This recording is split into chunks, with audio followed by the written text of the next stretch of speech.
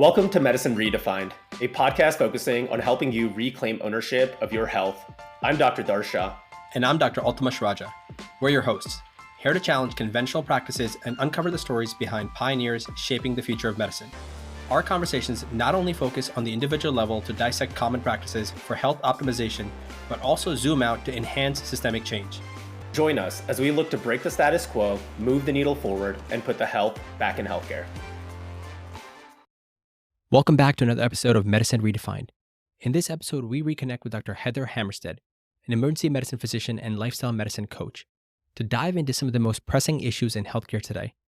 We explore the lessons learned from the COVID-19 pandemic, including its impact on patient care, the inefficiencies of our healthcare system, and the growing distrust between patients and providers. We also tackled the role of social media health experts, the rise of alarmism, and the question of who is truly qualified to lead public health conversations. Dr. Hammerstedt shares her insights on navigating these challenges, the importance of advocating for systems-level change, and how clinicians can maintain hope and purpose amidst moral injury and systemic barriers. For those new to the show, Dr. Hammerstedt was a guest on episode 7, way back in the archive. So I encourage you guys to go check that episode out as well if you want to learn more about her journey and what it is that she does day in and day out in her practice. Please enjoy the show. Welcome back. Been a long 4 years for all of us, I think. Yeah. Congrats on getting through training as well, right? That's right. Residency and a fellowship since we last spoke. Good. Good for you. Yeah. So I know that you've been busy. We've been following your journey, and I want to get right into it. I was actually going back to the archives and listening to some of our discussion, just one of some of the things that we talked about. And you had teed up a lot of things. I know maybe it was foreshadowing, maybe it was just fortuitous thinking. But I want to start with maybe a bit of a polarizing topic at the risk of getting us all canceled right at the start. One of the things that we learned, we were talking about COVID, this was the midst of COVID. We had learned that probably COVID seemed to affect a lot of people with more of a metabolic ill health type situation, right? Of course, vulnerable populations, we know about that, but people who had more comorbid conditions, like diabetes, obesity, things of that nature, things that are right in your wheelhouse when we talk about lifestyle medicine and nutrition and eating, and a lot of things that we talked about. Those are the people that were more susceptible to illness and more severe illness. And you being in this role of frontline emergency medicine doc, where you saw probably a lot of people as they got sick, coming in, getting tubed, all that interesting stuff, but also the chronic disease burden with your coaching business, what were some of the most impactful lessons you learned through this pandemic with that respect? Thanks for the summary because I have no idea what I talked about last time. So thank you for that. Let me be challenging a little bit and try to reframe, because I don't like to talk about the pandemic as like a thing that's over. I like to talk about it as like an episode that really showcased like the flaws of medicine in our healthcare system, and I think continues to do. And so I think my lessons are coming from that perspective. If I can shift just a little bit. I think our healthcare system was failing for decades before 2020, and I honestly feel like we were probably hanging on a straw for a long time. But the breakdown of kind of communication, of consultation, honestly, of work ethic, of staffing, of like physician burnout, and like I think physician understanding of how our lack of autonomy in healthcare like really all came to a head and is ongoing. So I think I do have a few. I was thinking a little bit before the call about what my lessons would be, and I think my first lesson is probably that I have to earn my own wellness, and sometimes that means like saying no to things that don't serve me, whether that's in medicine or just in life. And it really means that I have to take the time to serve myself, because the job is harder and more complex and more challenging. And if I don't show up with my cup full, I'm going to drown, which means that everyone else is going to drown, like my staff and patients and really everything. So I guess that's my lesson number one. I don't know if you guys have any thoughts on that or how that speaks to you. Yeah, we always talk about you can't pour from an empty cup. I think that's particularly for both of us who are recently fresh out of training, where you have this mindset that you just have to sacrifice. I think the phrase is delayed gratification that we all get beat into us early on, right? You just kick the can down the road and you get through residency training, although it's far better now in terms of ACGME and duty hours, et cetera. But you still have this mindset that you're just going to grind and you're going to sacrifice And that also means sacrifice your health, not make your doctor's appointments, things of that nature, not take a sick day, because that might be burdensome on your co-residents and whatnot. But failing to appreciate that when you're not your best self, you can't be somebody's, I don't want to say savior. Something that I've been starting to appreciate is that people come in their most vulnerable state to you, and you have to be your best self in the sense that you have to have a lot of empathy. You have to have kindness. You have to have understanding. And if you're not patient and you're not well fed and well slept, it's going to be a lot harder for you to be a kind human being that can connect with people. So that's Yeah, what totally. I think about that. Yeah, I'm a lot further down the road of this career than you guys are. I think I'm probably a PGY 20. And I think I really held to the grind until just like a couple of years ago. And I think I really did hit a wall. I think some of that is because of what I just alluded to in terms of healthcare system burnout. And I wasn't feeling like supported anymore by my work environment. That grind like really hit me personally. So I think that was like really a good lesson for me as a lesson one, but also if that can happen to me and I'm like, I do what I do and like coach about lifestyle health, it can happen to anybody. I think my lesson number two is that my profession as emergency medicine has always been, I think of three things. Number one is, I guess, two main things. Number one, let's make sure you're just uncomfortable and safe and not uncomfortable and dying. Right? Rule out those bad things. And number two, let's make sure that there are next steps understood on where to go, what to do next after our visit together. And I think in the current healthcare system, I can still do number one. Are you uncomfortable and safe, or are you uncomfortable and very ill or dying? But I think number two, the kind of what are those next steps is like now, like very hard to do. Like people can't get primary care appointments, or my specialists are months out. Patients are trying to figure out how to advocate for themselves to get outpatient care. And honestly, like many of them are not able to do that effectively for lots of reasons. I have an example of my mom was visiting me from back east. I'm in Idaho. She broke her foot while she was here. I knew it was going to be a possibly surgical repair, and nobody could see her for 5 weeks. And so if I have to pick up the phone and call and pull a doctor card to get my mom in for what seems like it should be easy outpatient care, what are our patients able to do? I think I'm more of a realist now that I have to do more in the emergency department, which is A, not the cheapest way, and B, not the most effective way, because I am not those other specialists, right? Been having to advocate for systems to help patients get that. So I think it's been a really big frame shift for me to realize that things just won't happen for people once they leave. And that certainly makes things harder because it is easier to be like, we did what we needed to do. Like, you're not dying, or this is the illness that you have, and this is the plan that we're going to have, if you don't have the support from the rest of the healthcare system to effectively make that happen. Yeah, Dr. Ace, you highlighted that COVID really brought out the inefficiencies of our healthcare system. You going through this for 20 years, you've seen it, but now you've probably even seen it zoomed in a little bit more, or things must have popped out at you. Out of the whole process of when it comes to, let's say, the messaging, to when a patient comes to the ER, when it comes from the physicians taking care of that patient, to the beds in the hospital, to the infrastructure, to the discharge, what have you now have a new perspective on? What has really jumped out at you through that entire process?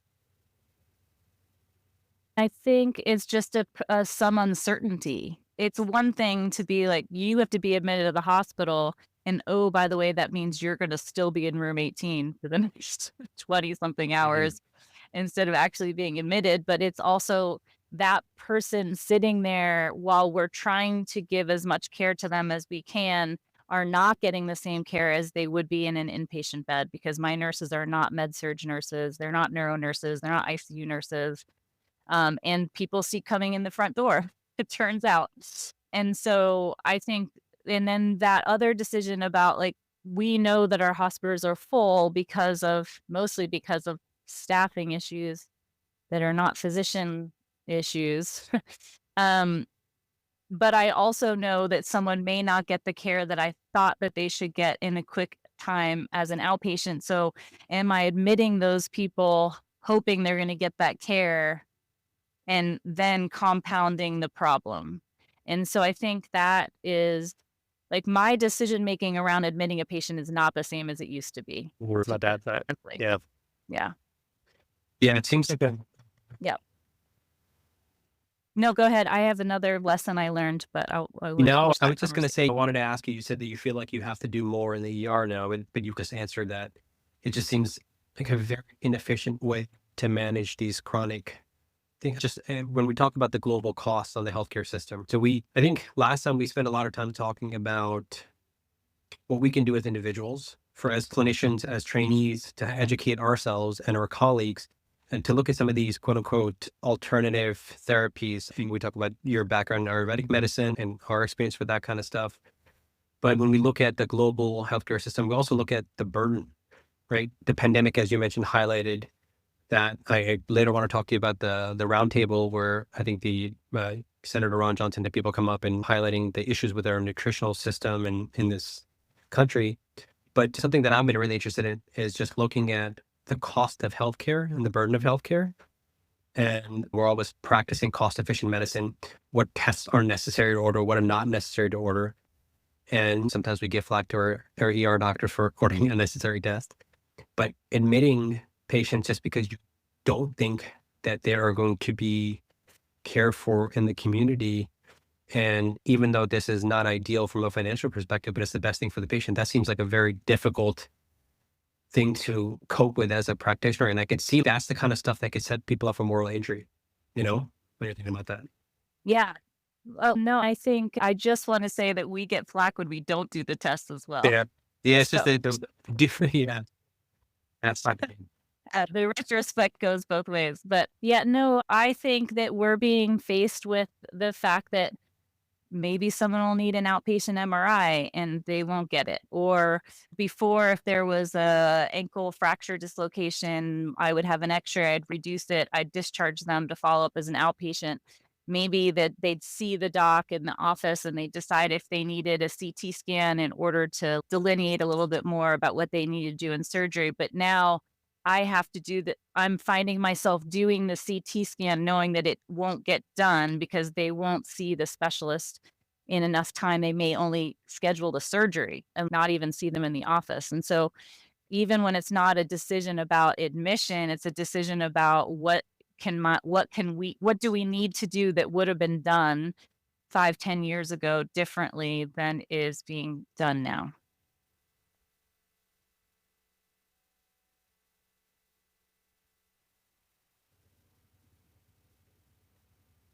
Yeah, it does. So I like this thread that we're currently on. And I think one of the things that maybe for better or for worse has happened through this pandemic is, and again, this is one of the things that you called out. You said that patients are becoming more informed. People are becoming consumers. You mentioned last time during the pandemic, you tripled your business, right? The coaching business. Hopefully that's still thriving and even more. And one of the things that we noted is that people really took to social media for better or for worse, right? Pandemic was a very polarizing thing. Vaccines, yeah, vaccines, no. Who's getting sick, who's not getting sick. But the other thing was that people started focusing on nutrition and the role of what we're putting into our body, how we're coping with stress, et cetera, et cetera. And what we saw was a lot of people were advocates for that and how that's really important for us to address and how that can contribute to just globally our health. And then we also had people on the other side that says, no, it's irrelevant. It's much more complicated. So I guess the question for you is, what have you gleaned from that social media messaging? You're obviously very active. And do you think the public health messaging, because of this pandemic, through this pandemic, has helped address some of these lifestyle issues adequately? Or is this or was it a missed opportunity to focus on prevention through metabolic health? Because we've seen it, as I mentioned at the outset, clearly that there was a strong correlation between metabolic ill health and how sick people were and the downstream effects of that. Yeah, I guess a couple things to frame my answer to that. The first is I've been an integrative nutrition coach for a little longer than I've been a doctor, a little more than 20 years. And so I've clearly always known that food movement and mindfulness played a role. And when I formed Wholist, it was because I realized that people were showing up at 3 a.m. with the adverse effects of the lack of lifestyle change from 5 to 10 years ago. So I knew this, but it's even more apparent to me now that there's only a few things that we can truly affect when it comes to our epigenetics. And that is, as you alluded to, how you fuel your body, how you move your body, and kind of how you react to your thoughts and feelings. So I think that's just an important thing to know about like how I view all of this. I also have a master's in public health, so I have thoughts from that perspective too. I think the one more thing and before I answer the question, and I will get to it, is that I think I knew that patients had some mistrust in physicians before 2020, but I don't think I really understood the breadth of it until the last few years because I know that the vast majority of us as physicians and other healthcare providers went into medicine to help and to heal. And it was really hurtful, honestly, to realize that people thought that we were not in it for them.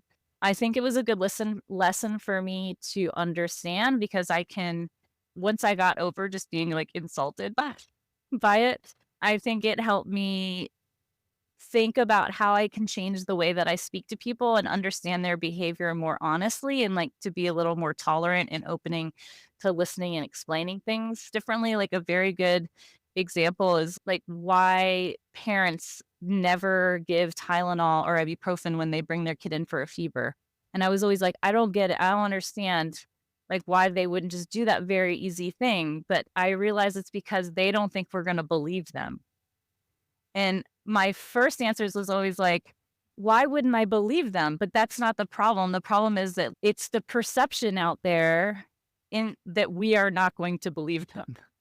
And I think that COVID, especially the 2020 and Delta, when everyone was at home and the illness was really bad, I think that was where we really figured that out. And so I don't know. I think everybody was right in your statement, Altamash. I think that it is important to pay attention to the things that we can control. Fuel, we know that making small strides in social connections and stress reduction and sleep, food, and movement, risky behavior modification, even just small strides in each of those, whether it comes to something like an epidemic we didn't see coming or when it comes to long-term chronic disease is essential because those do lead to that spectrum of metabolic dis-ease, which is cardiovascular disease, cognitive decline, cancers, obesity, fatty liver, diabetes, hypertension,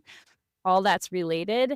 I'm not saying anyone like did anything wrong if those things occurred to them, whether it was making them more sick from COVID or whether it's just something that's happened to them along the way because their epigenetics is just that giving ourselves the biggest leg up, so to speak, and those things that we can't control by affecting what we can is really important. I don't know that the public messaging during the height of kind of Delta COVID, and I think it's important to make that differentiation about where we were at that time. I don't think that it was focused on lifestyle modification, but I think that's understandable and probably okay because people were scared and physicians were scared and the public health folks were scared. We'd never seen anything like this in our lifetimes. I do think that there were some of us talking about food and mindfulness and movement as giving ourselves that leg up when it came to disease mitigation. But in the moment, those things helped us feel like we were doing something when in reality, the metabolic risk factors for people dying from Delta COVID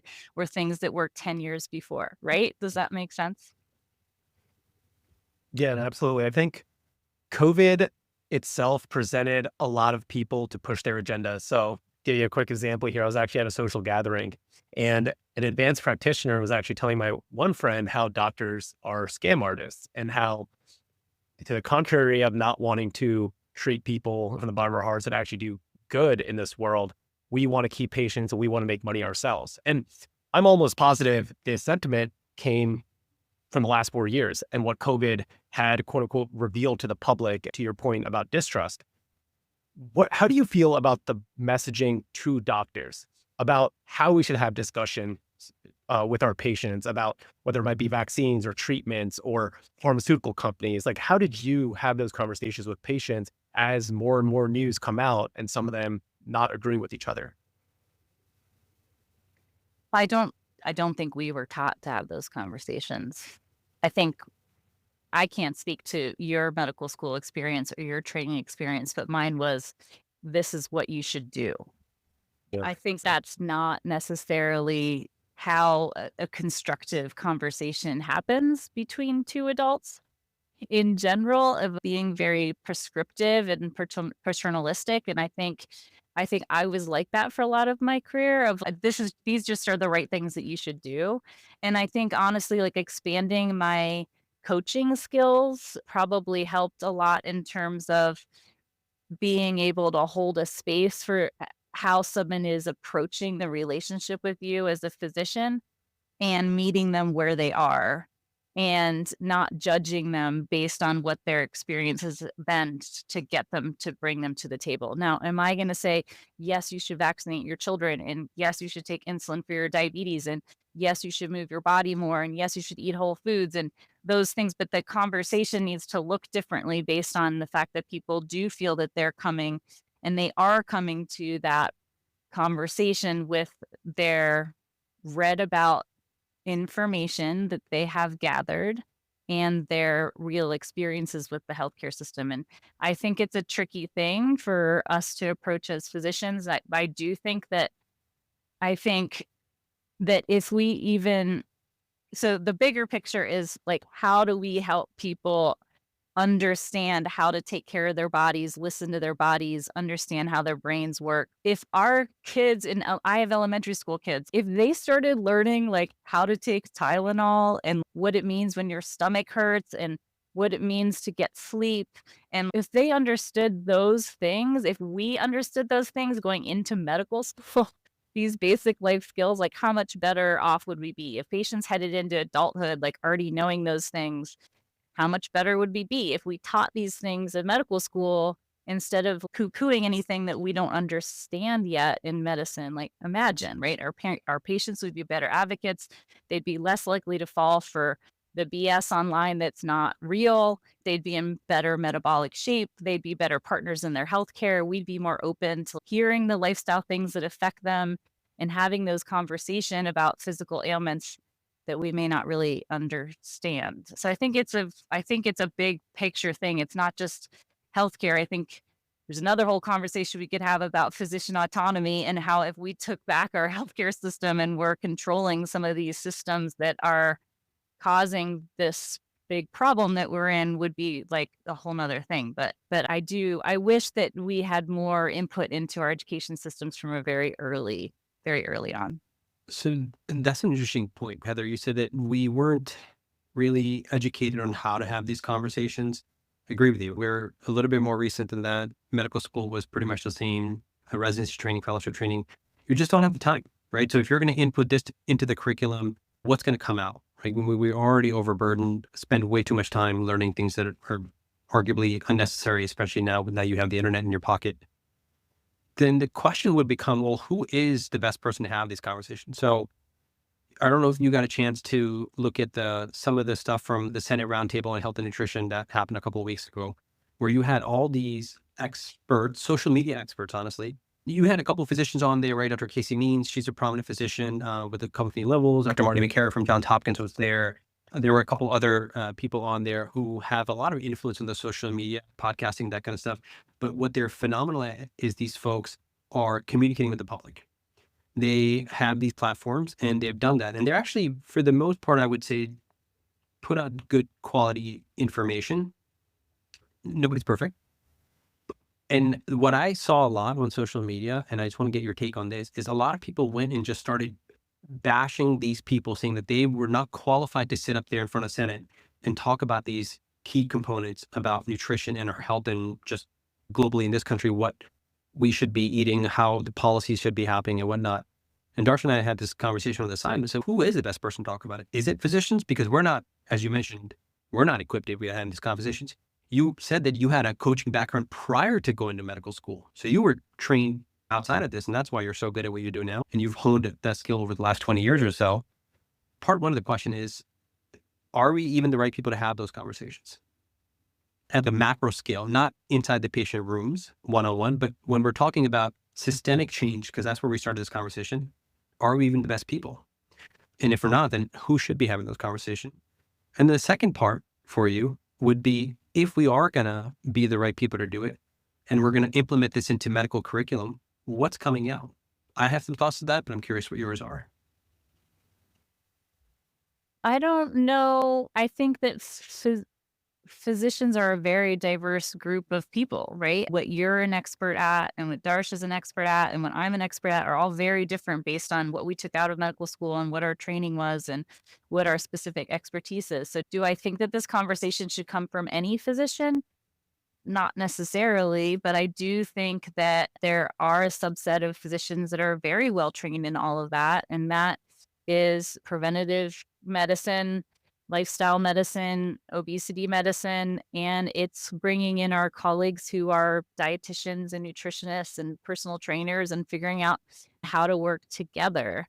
I think the more complicated question is, do people in our society want to listen to people who come with expertise? And I'm feeling pretty discouraged about that these days, in that I think that there is general mistrust of someone who comes with a particular amount of education or expertise. And I think why are these people getting on and bashing these very high level, very interesting people with diverse educational backgrounds who are providing good information for us?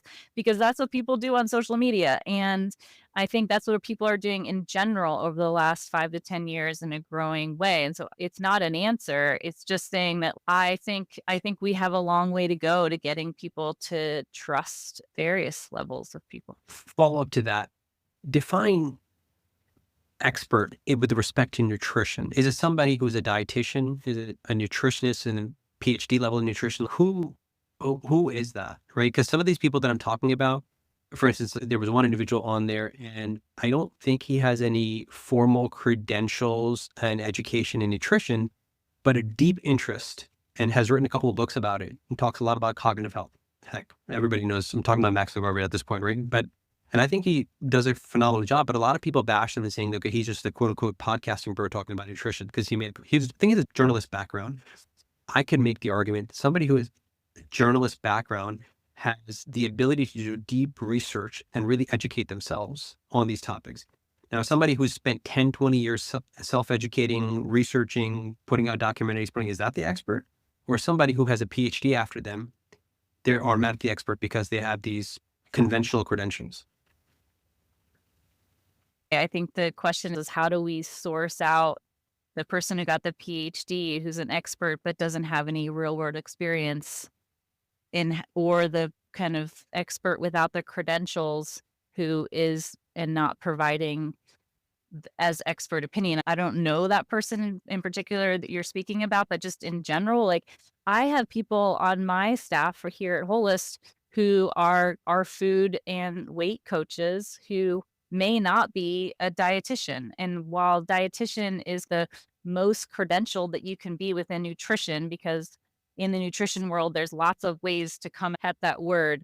But these people do have a wealth of information, sometimes more than I do. And I trust what they're doing. And I think, again, a non-answer, but people come at their information from all sorts of different ways. And I just wish that as a society, we had the capacity to be able to do our own investigative kind of critical thinking into the information that we're receiving in a way that we can understand what is real and what's not real.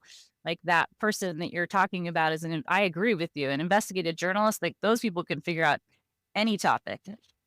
And maybe that's something we all should be learning how to do, and when we do our own kind of data researching. If I can add here, I think it's so difficult to try to become an expert with nuance in today's world. I think in order to get to the stage of where these people are at the Senate, in order to have a mass following, you have to create a niche. You have to create a quote unquote cult, I feel at this point. You need people to form a camp with your idea and your agenda. And I thought about this a lot as a physician. Us three come at topics with nuance. And so it's difficult for us to quote unquote create a brand where people are going to only just follow us. So I try to outsource as much as possible. And I think as a doctor, our importance is still there, right? In this country, people value our opinion. People still come to us with secrets, and our truths essentially is what they want to hear. And so ultimately, I should answer your question about whether are we the right people. I think you have to match importance with importance, right? I think that's how you can really start to get people to follow a message. And I think it's difficult though, when you have this distrust, right? If we link it back to that. The other part of this is how do we get the lifestyle factors, the things that we know are important to be important to the rest of the public?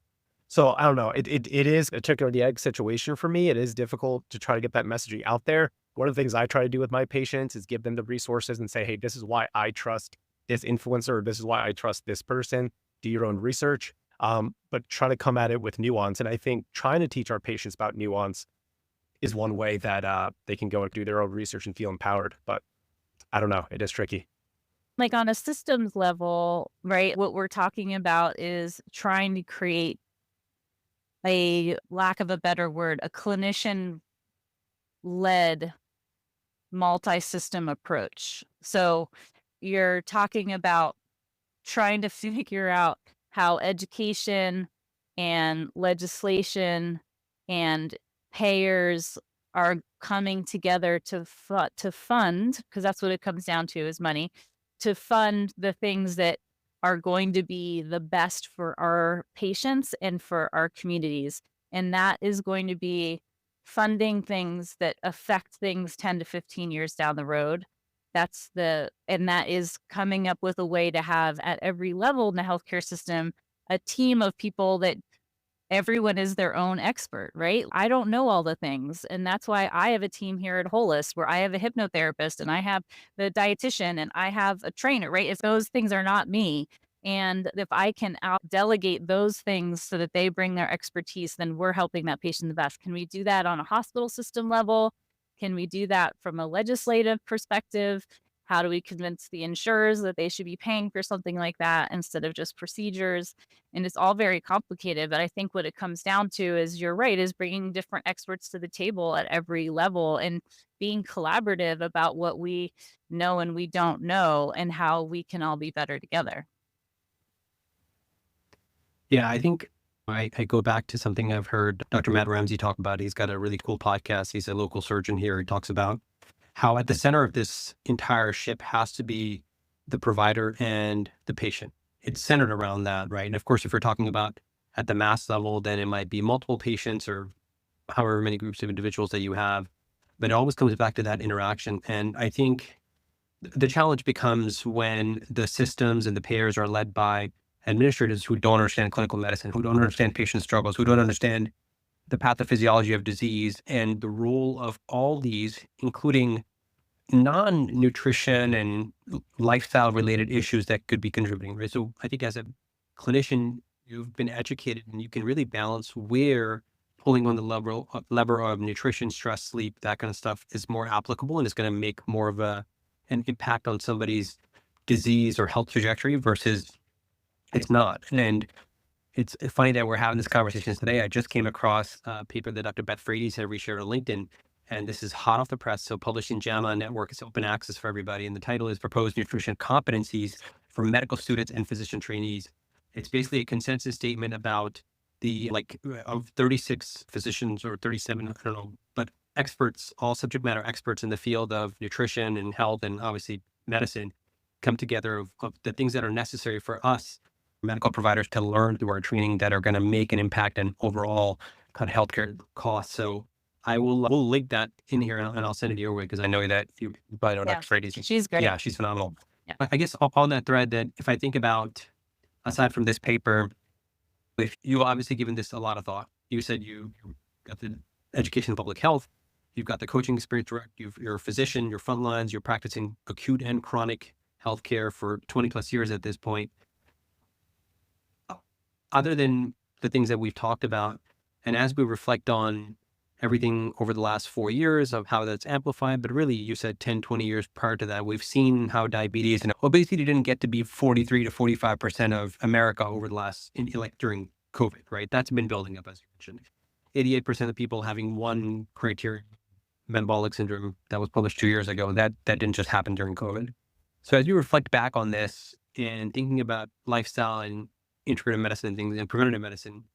How do you, or what advice would you give to healthcare providers and public health officials on integrating these alternative things into our everyday care moving forward? I mean, I think I sort of covered it. I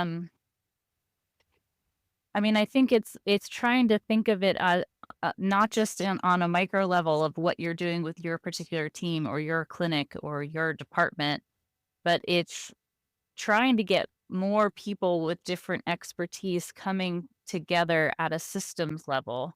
Because I do think that this is not just medical education. I think it's general education. I think it's getting people to understand that science has a role.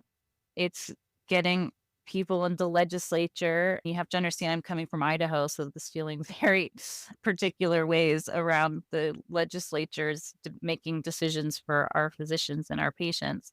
It's getting on every level into a way where people are more collaborative again and understanding each other and not taking everything so personally if someone feels differently. I don't know what the answer to that is, besides the fact that for the last 20 years, I keep putting my hand up to do education in various different ways, whether it's this or whether it's statewide or whatever it is. I think that more of us need to be doing that, whether it's coming from a public health perspective or physician perspective or education perspective, to be putting our hands up. And it's very easy to feel very disillusioned where we are right now and saying, I'm fine. Everything right here is just fine. So I'm just going to think about this.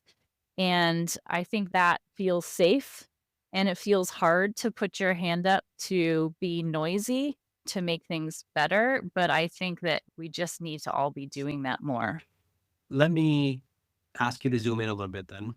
Okay. And maybe some of Mhm. this is selfishly, I need to know from somebody who is a little bit more seasoned than I am and experienced, that everything we talked about at our systems-based level, that change is going to take a long time. Okay. We understand that. And we've also highlighted multiple times is for folks like us who understand that nuance, who understand the value of this, but because of the way the system is currently set up, aren't able to practice according to those values that we have, those internal values. And also the understanding that the science is very clear of where it's helpful, where it's not helpful to focus on certain things, but because of limitations, whether it's insurance, coverage, et cetera, you're not able to practice the appropriate way that you think is appropriate. Those types of things create moral injury. And I think a lot of times people confuse that to be burnout, like lack of autonomy, your care being dictated, barriers with insurance not approving the test that you need, as you've highlighted before, but then also just not being able to practice what you think is the quote unquote right way to practice. How would you advise a younger clinician, perhaps myself, to put your head down, be patient, and not let it burn you out, not let the frustrations get to you, because that change is coming, right? How would you advise somebody like that to be hopeful that that change is coming? Perspective, I do, and this sounds like I'm preaching to the choir as we've been talking about, but I don't think you can stay healthy emotionally and mentally as a physician or as a healthcare practitioner without taking care of yourself. And I think I'm not like going to be talking like the administrator saying that you need to do yoga and be more resilient, but I'm just saying that concentrating on the things that you can control, which is your food and your movement, and whether your thoughts are real and your feelings are real or if they're just there, that those things can really bring you to that patient encounter in a much more open way. If you show up unslept and over caffeinated and poorly processed food and not having dealt with your own movement or emotions that day, you are going to have a very small wall to be able to have a constructive conversation. And I think that every patient interaction is the only thing that you can control. And yes, you may be in a job or in a career path that you chose that is currently has you in an employed position that you have 15 minutes to see someone and you're 30 minutes behind and you aren't going to get paid for X, Y, or Z. But there is the opportunity to sit down and really look at that person and try to hear and try to have an open conversation about how you think that your expertise could give them more information to be better. And I think that those are the patient interactions that you can control.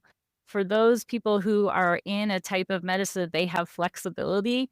I would really suggest talking to people about what it means like to go into direct care model and to start removing the layers of control from non-clinician administrators and payers and all of those other things and really get back to that patient doctor relationship. And I think that that's obviously not something I can do in emergency medicine, but a lot of people can. And that's been what Wholist has brought to me is I've been able to like have that relationship with people in the way that I think that it needs to and talk about these things and still get paid for it. And I think that is what a lot of our physician colleagues who are expanding into that sort of model, whether it's direct specialty care, direct primary care, are really able to do. Did that answer your Yeah, question? we're definitely seeing a lot more of those model. Obviously, COVID has brought out more burnout than ever, right, in physicians. Now, do you feel like there's actually more of a tighter control on physicians from administration, or do you think there is at least some hope of recognition of wellness? Forgetting about the wellness lectures, do you think there is some more understanding about what physicians are going through right now from administration?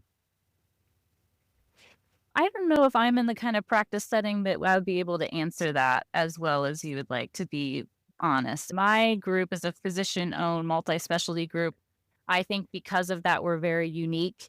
And we've always had each other's backs because the company is physician owned and we Right. contract with hospital systems to provide our care. And so I don't have that same touch Yeah. within some of the hospital based systems as others do. I would hope that it's the case. I think the conversation amongst physicians about understanding what secondary moral injury is was never something you would have heard 5 years ago. So I think just Right. having that conversation amongst ourselves and have that being language that we understand, having it more clearly understood that physicians want to be called physicians, right? Even just something like that was not a conversation 5 years ago. The conversation about training matters and that everyone's role on the clinical team should be understood. Those things were not understood. Those things were not talked about 5 years ago. So I think just us having that conversation is going to eventually lead to system change, but we need to have the conversation in a constructive way. And the fact that we're not making enemies out of our colleagues who are in administration. Love that. Heather, thank you again for being patient with my technical issues and dealing with all these things. You're shaking the rust off. I think I just want to highlight something that I had to remind myself early in my career. I think, and particularly for the young trainees, Darsh, maybe even for you, because you just started, I think we always have to remember that our every day can be somebody's best day, right? Or the most important day in their lives. And you probably in emergency medicine see this multiple times a day, right? Because you're with the type of things that you're doing. And I recently had this happen about 2 weeks ago where I had multiple patients in a row where they were really going through some difficult time and some impairments of quality of life. And I had made them better pretty acutely in the clinic, and they left feeling much better. And multiple patients actually broke down because of how impactful or the lack of function, the lack of ability that they had because of the pain and struggle that they had. And so that was a day for me to, at the end of the day, I felt rewarded. I felt, oh man, today I made a difference.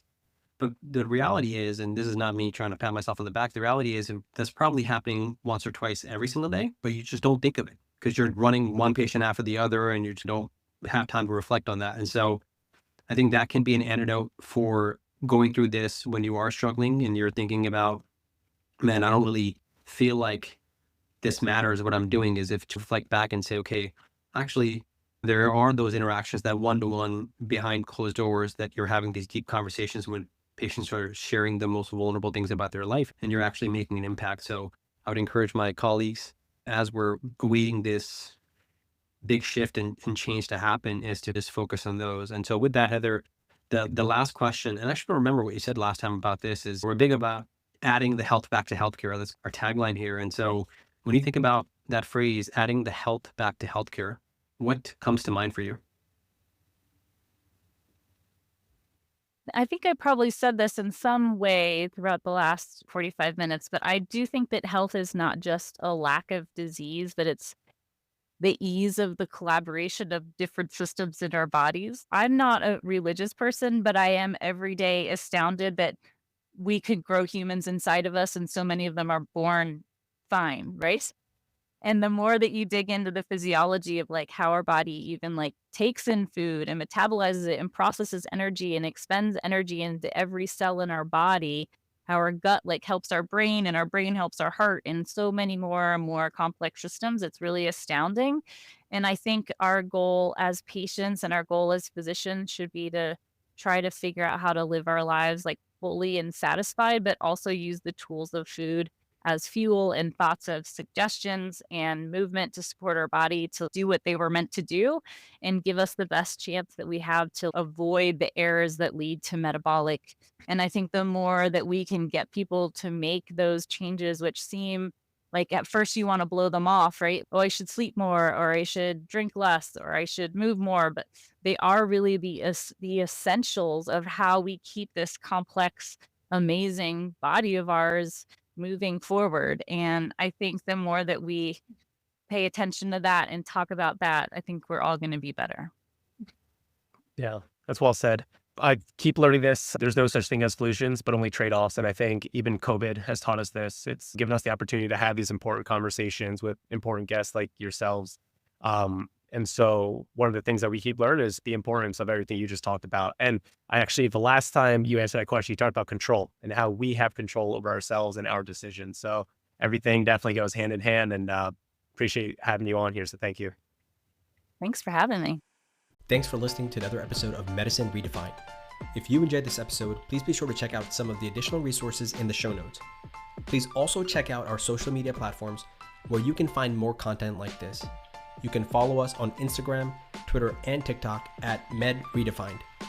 We also want to thank our team for the production of this podcast: Ethan Ju on video, Haritha Yepuri on social media, Zainab Lugmani on research, and Sarah Khan for newsletter.